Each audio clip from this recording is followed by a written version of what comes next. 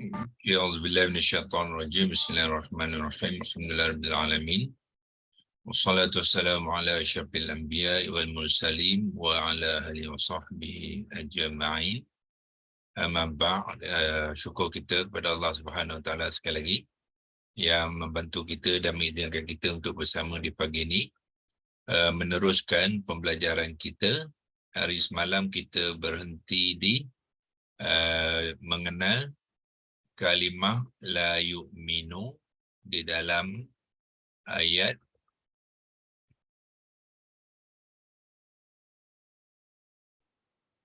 ayat 22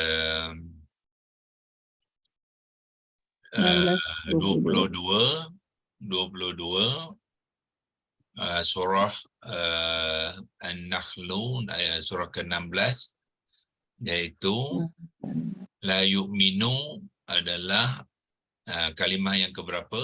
Yang ni pertama, 2, 3, 4, 5 dan 6 lah ya. So la yu'minu tu kita nak mengenal dia kalau kita kongsikan semula leksilogos malam tu, so bermakna kita kena tambah satu lagi lah, 5 dan 6. 5 dan 6. Mana dia? 5 dan 6.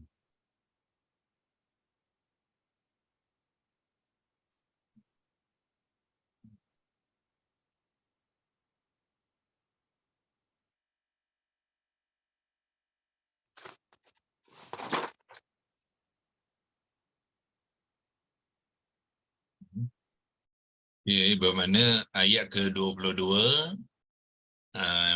surah 16 kalimah 5 dan 6. 5 ialah la, 6 ialah yu'minuna ya. Okey, mungkin hari ini sebelum kita teruskan perkongsian kita kepada kalimah lain di dalam ayat itu, mungkin kita sikit berkongsikan kaedah yang membabitkan hamzah qata'. Hamzah qata' tu di sini kita lihat hamzah qata' tu berkaki waw ya, berkaki waw tu apa dia? Bertapaklah tapak dia, bukannya huruf waw di situ, dia adalah huruf hamzah qata' ya. Kita panggil dia hamzah qata' ya. Hamzah qata' yang ni lah.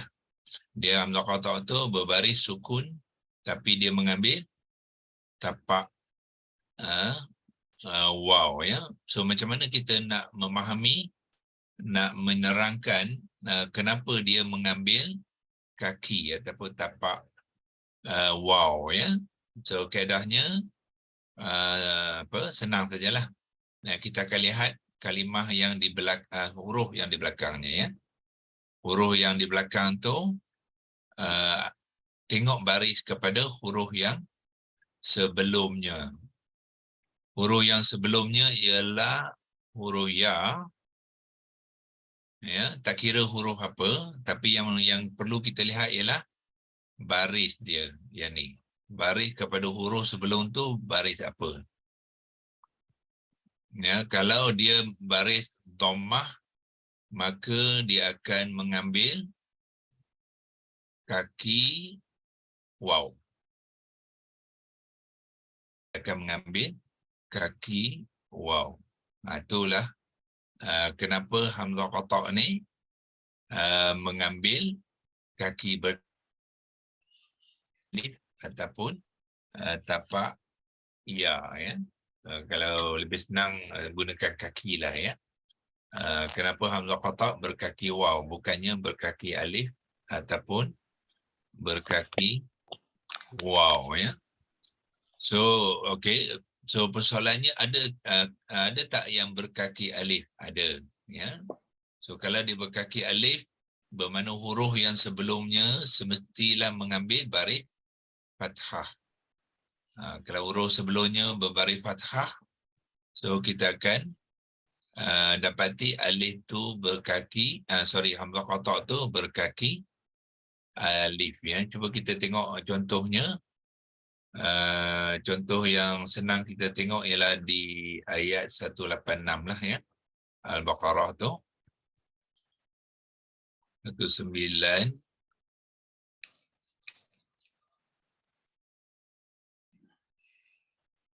54 8 183 atau 86 ya. So manakah kalimah dia? So, kita lihat di sinilah ya. Wa iza sa'alaka. Wa iza sa'alaka. Kotakkan dia dulu kalimah tu yang ini ya. Wa iza sa'alaka. So kita akan lihat sekarang ni hamzah qata' dia. Yang ni ya. Hamzah qata' ni tengok dia adalah ataupun daripada bawah lah. Okay. Ni dia ya. Hamzah qata' tu dia mengambil kaki alif. Ya, kenapa dia mengambil kaki alif? Kerana ya, huruf sebelumnya ialah berbaris di atas. Ya. So, kalau atas berkaki alif. Kalau dhammah dia mengambil kaki waw. Ya. Nah, mana contoh yang lain? Sinilah.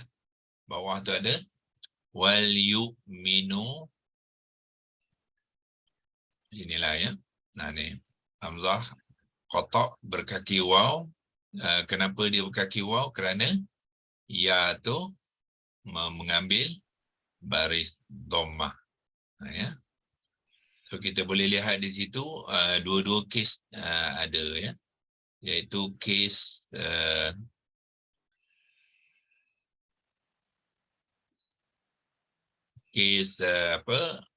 hamzah qata' berkaki alif dan hamzah qata' berkaki waw.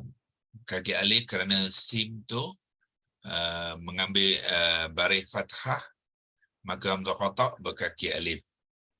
Kalau kalau huruf sebelumnya berbaris dhammah, jadi hamzah qata' tu akan mengambil kaki waw. Ya. Dan akhir sekali hamzah qata' yang berkaki ya pula lah, ya, berkaki ataupun bertapak ya.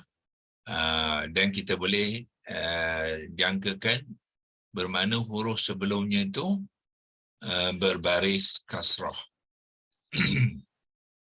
Okey, kita padangkan sini, kita ambil contoh yang mana yang paling senang kita ambil contoh di awal surah Al-Baqarah tu ada kalimah yastahzi'u. Yastahzi'u itu adalah muka surat yang kedua lah ya.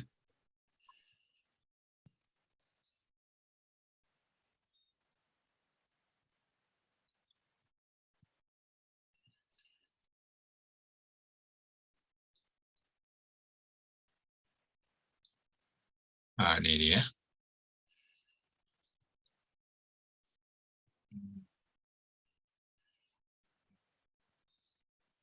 Okay, kalimah mana? Yang ni ya. Okay. Allahu yastahzi'u bihim wa yamudduhum. Sekarang ni hamzah qata' juga. Ya, hamzah qata'. Ya, hamzah qata' bertapak ya ataupun berkaki ya. Ya. So kenapa di sini tidak mengambil alif dan tidak mengambil kaki waw? Ya, kerana huruf za ini ya, tengok dia berbaris kasrah. Ya. So bila dia baris kasrah, so maka hamzah ya, khusus untuk hamzah qata' saja ya. Hamzah qata' tu akan mengambil kaki ya. Itulah tiga contoh yang ya untuk membantu kita. Sekiranya kalau kita lihat ya, dia akan mengambil tapak waw, tapak alif ataupun tapak ya adalah disebabkan oleh dengan syarat kalimah tu bukannya hamzah qata'-nya bukan di awalan. Kalau di awalan tak berlakulah, sebab awalan bermakna tidak ada kalimah sebelumnya. So dia mesti di dalam kalimah, ya, maknanya di tengah ataupun di hujung kalimah, ya. So persoalannya ialah di sini kita lihat kalimah yang juga dibentuk daripada sama, ya, mustahzi'u, ya. So mustahzi'u, ya. So di mana sini adalah sebenarnya kalimah yang sama, iaitu za ini berbaris bawah,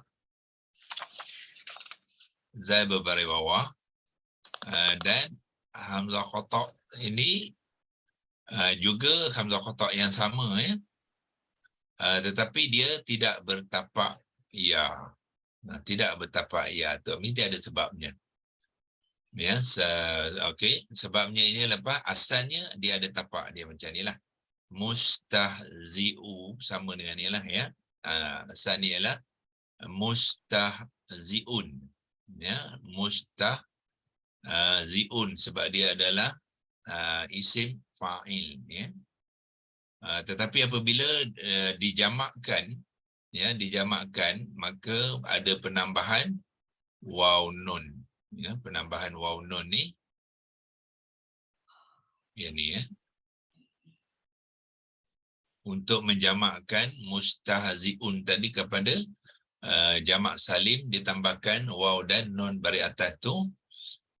Jadi maknanya berlaku pertembungan ya, ya, tapak ya tu dengan waw nun ni, so dia tidak diperlukan lagi, ya. So digugurkan tapak ya tu, jadi dia tidak mengambil tapak ya dalam konteks, ya, konteks yang ni lah, ya. Sebenarnya sebab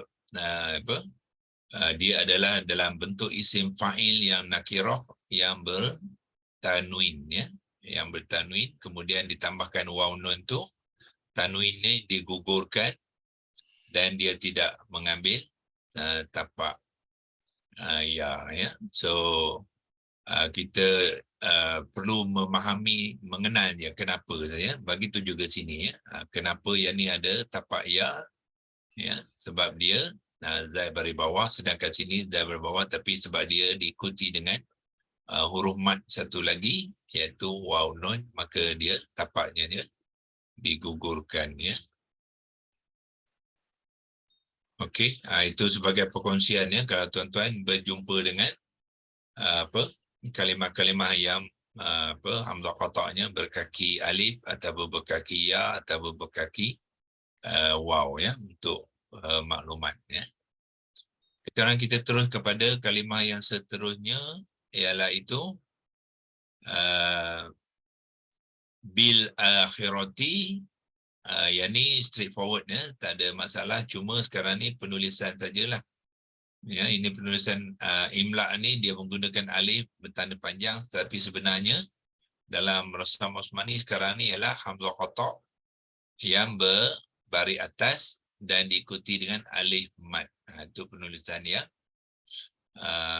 sekarang, ya. Okey, yang ni apa pertalian ni dipanggilkan ba ni adalah harfun jar, al-akhirati adalah isim yang majrur, ya. Jadi pertalian ni kita panggilkan jar wa majrur. Jar tu ialah harfun jar bi, majrur tu ialah isim majrur iaitu al-akhirati, ya, al-akhirati. Jadi jadilah bil akhirati, jadi yang bermakna la yu'minuna bil akhirati, tidaklah mereka itu beriman dengan hari akhirat, ya. Dan kalimah seterusnya ialah qulubuhum. Qulubuhum. Apa dia qulubuhum? Ialah gabungan qulu, asalnya ialah qulubun dengan hum, ya, qulubun dengan hum, ya. Qulub, ya, adalah hati, hum ialah mereka, Ya, jadi qulub kalau tidak ada hum, makna dia tergantung, iaitu hati. Ya, hati ini dalam bentuk plural, ya, jamak. Singular dia ialah qalbun. Qalbun ditukarkan kepada qulubun. Kenapa? Sebab dia nak menceritakan yang berkaitan dengan yang ramai lah. Tu mereka tu ramai, ya. Jadi kalau ramai takkan hati satu, ya. So kenalah jamakkan qalbun kepada qulubun, ya. So qulubun dia digugurkan tanwinnya kerana dia sudah berperanan sebagai sebagai mudhaf, ya. So qulubun adalah mudhaf dan hum adalah mudhafun ilaih. So bila dia mudhafun ilaih saja, i'rabnya mestilah majrur, ya, walaupun tulisan dia tidak ada baris kasrah, ya, sebab kasrah bukannya makna majrur. Kasrah hanyalah tanda saja. Kalau dia boleh ditandakan dengan kasrah, dia boleh ditandakan dengan kasrah, tapi yang pentingnya bukannya tanda dia, yang pentingnya ialah status dia. Status dia adalah majrur, ya. Jadi qulubuhum adalah pertalian ni dipanggilkan idhafah, ya, idhafah. So kalau macam mana kita nak mengenal dia idhafah, kalau kita boleh besarkan sikit. Oh, dah tak boleh dah, maksimum dia. Oh, boleh lagi. Mana dia tadi?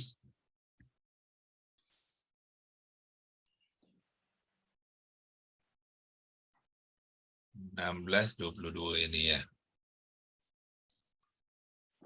Besarkan sikit untuk apa, ya? Kalau kita nak kalau nak gunakan Lexilogos lagi baguslah, ya. Kopikan dia pergi ke Lexilogos, ya. Kita buka Lexilogos baru. Sini. Turunkan.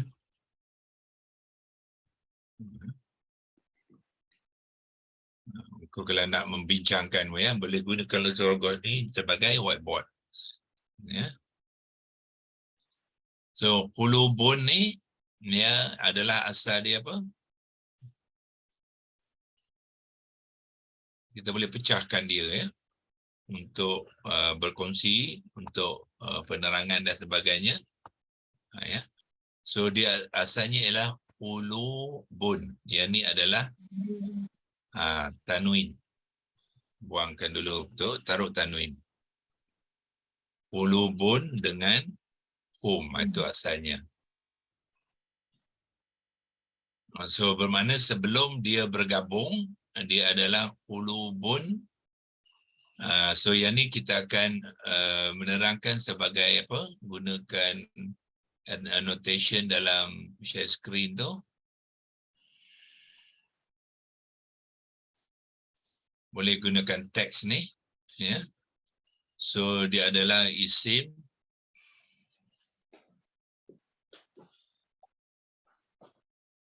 Isim maknanya kata nama.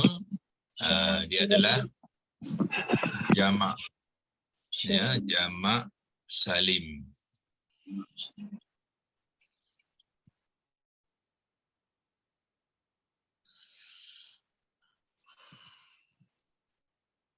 Salim, ya, jamak salim. Dia mengambil baris hadapan bermakna marfu' lah.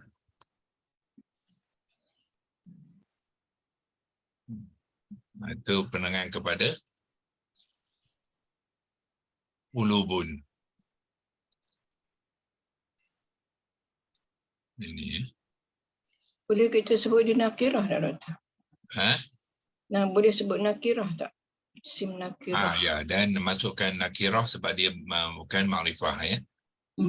Dan kita masukkan nakirah sekali. Okey. Masukkan nakirah tu sebelum jamak tu lah.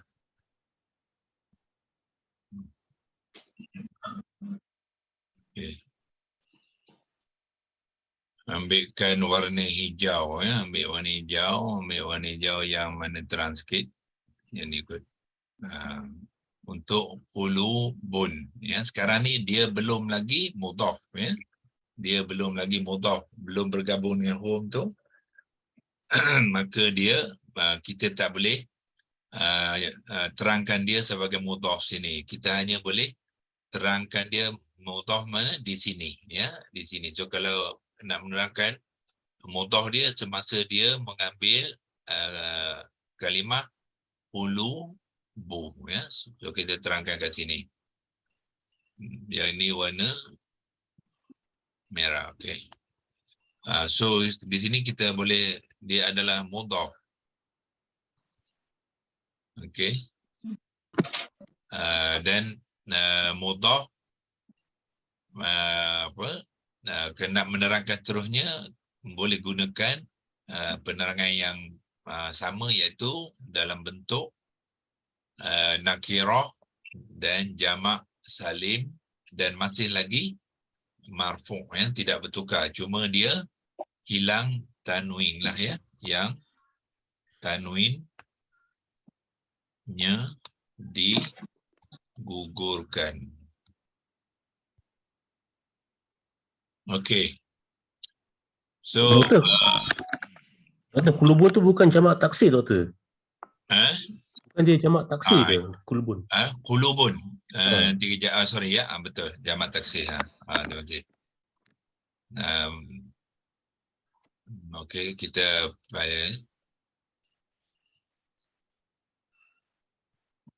taksir, betul.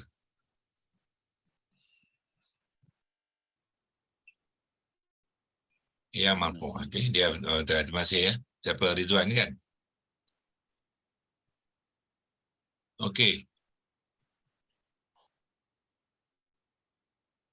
Okey, semasa dia qulubun, dia adalah isim nakirah jamak taksir.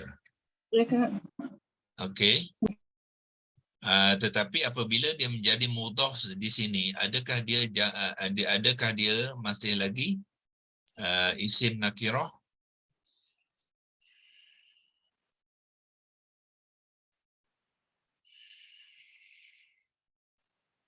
Okey.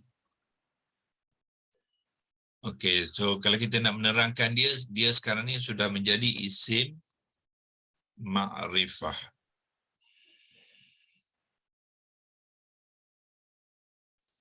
Ya, isim ma'rifah kerana apa?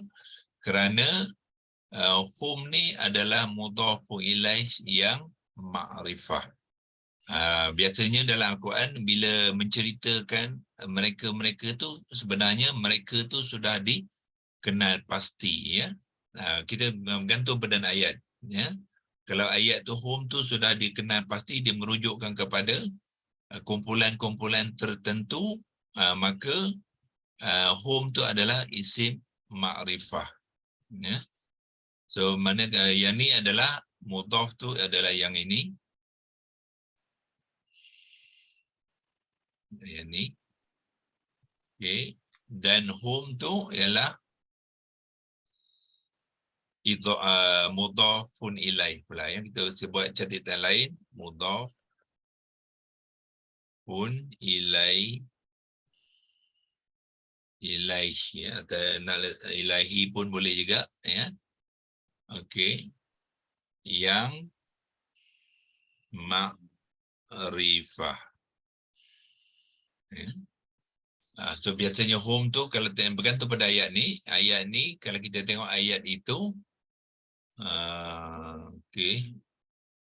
Okey, tadi kalau kita nak, okey, sebab dia ada catatan ni kita tak boleh pergi itu, kalau tidak dia mengganggu ya, sebab catatan ni masih akan terpapar dalam skrin tu.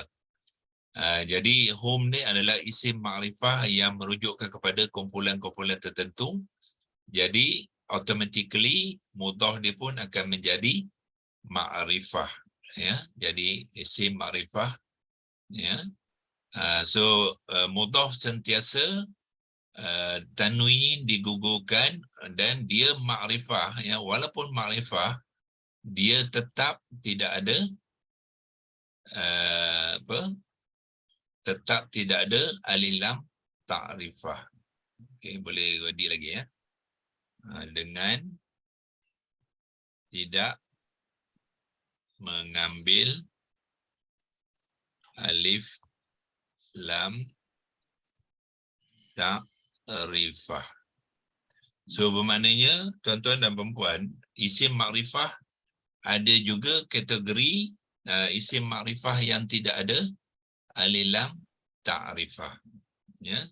Kalau dia ada alif lam ta'rifah, automatically kita kenal dia isim makrifah. Tetapi ada juga isim makrifah yang tidak mengambil alif lam ta'rifah.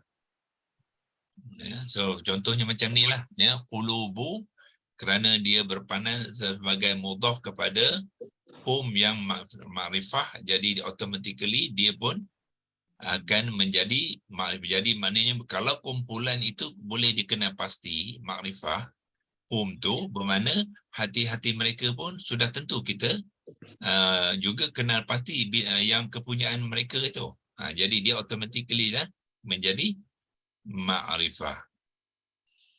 Maknanya kan Prof, hati-hati mereka tu sudah spesifik kepada hati-hati itu sudah spesifik kepada mereka yang sudah dikenal kepada pasti. Mereka tu yang kita dah kenal pasti tu. Okey, terima kasih.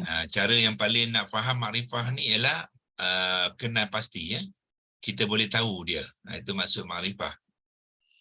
Walaupun kita kata spesifik itu maknanya kita dah khususkan kepada orang yang kita dah ketahui, kenali. Ya. Bermakna hum di sini, ya. Hum di sini bermakna dia sudah menjadi isim yang makrifah ni. Isim ma'rifah tanpa alif lam ta'rifah.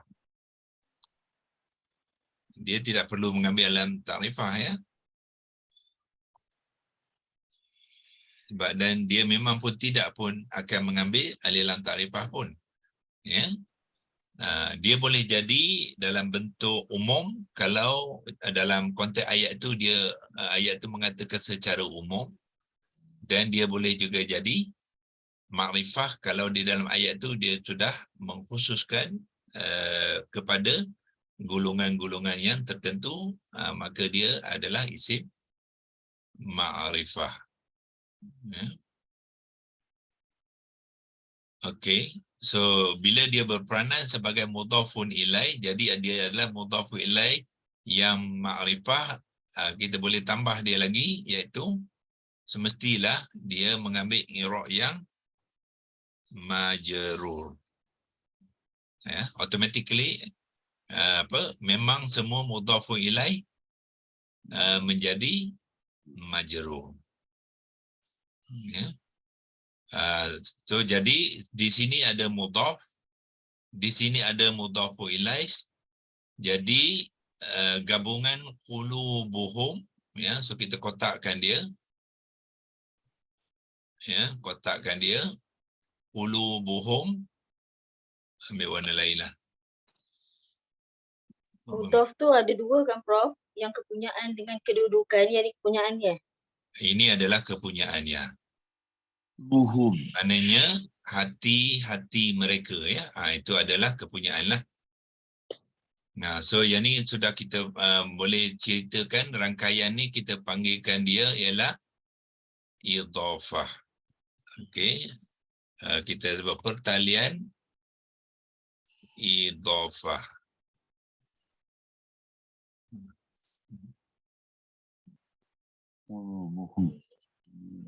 Okey. Letakkan tanda arrow, yang ni idhafah lah.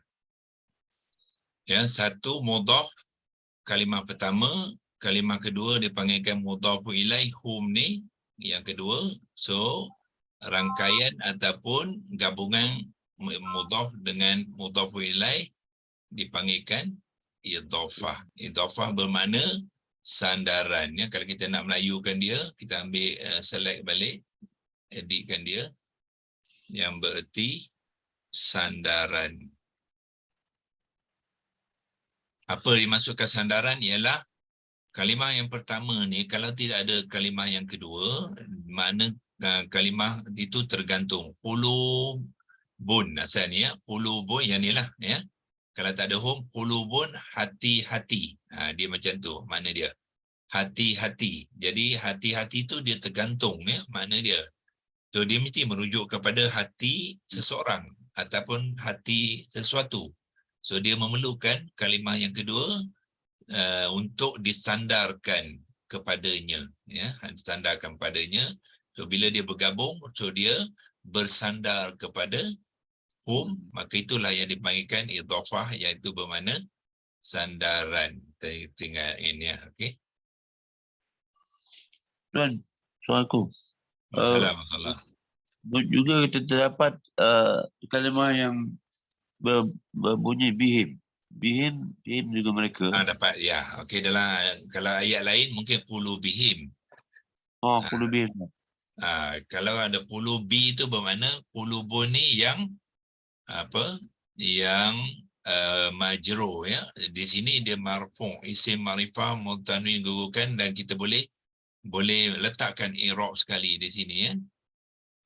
Kita tambah lagi maklumat di sini, i'rab boleh masuk. Yang dalam konteks ni dia adalah marfu' lah. Ya, sebab asalnya tadi ialah marfu'. Ya, so kalau qulubi itu yang majrur. So, kalau majrur tu mesti ada sebab dia, ya. Majrur kerana ada kalimah sebelumnya adalah harfun jar. Jadi fi qulubihim. Fi qulubihim. So bila dia mengambil baris bawah, isim dhamir muzakkar ghaibun yang jamak ni tak boleh hum lagi dah. Dia kena mengambil him pula. Sebab ba baris bawah dia tak boleh hum. Ya. So hum dengan him, sama ada hum atau him, dia tetap mudhafu ilaih yang majrur. Majrur. Okey, kita print screen yang ni untuk simpanan sebab dah habis waktu, ya. Kita akan sambung besok, ya. Ini untuk menerangkan kalimah qulubuhum yang di dalam ayat tu, ya. InsyaAllah kita akan sambung besok. Wabillahi taufiq wal hidayah. Wassalamualaikum warahmatullahi wabarakatuh. Waalaikumsalam warahmatullahi wabarakatuh. Terima kasih Ustaz. Terima kasih, Doktor. Assalamualaikum. Assalamualaikum. Terima kasih. Assalamualaikum. Waalaikumsalam. Khairan katsiran. Doktor, Ya. doktor, hum tu boleh jadi maf'ulun bih tak? Tak boleh, kan? Tak boleh. Tak boleh, ya, sebab dia mereka. Tak boleh, dia dia dalam tidak. idhafah dia bukan maf'ulun bih, dia hanya mudhafun ilaih saja. Okay. Nak jadi maf'ulun bih kena ada kata kerja, ya. Kata kerja, ya. Ke atasnya, itu tak ada. Maka ini isim, ya. Masih doktor. Assalamualaikum. Sama.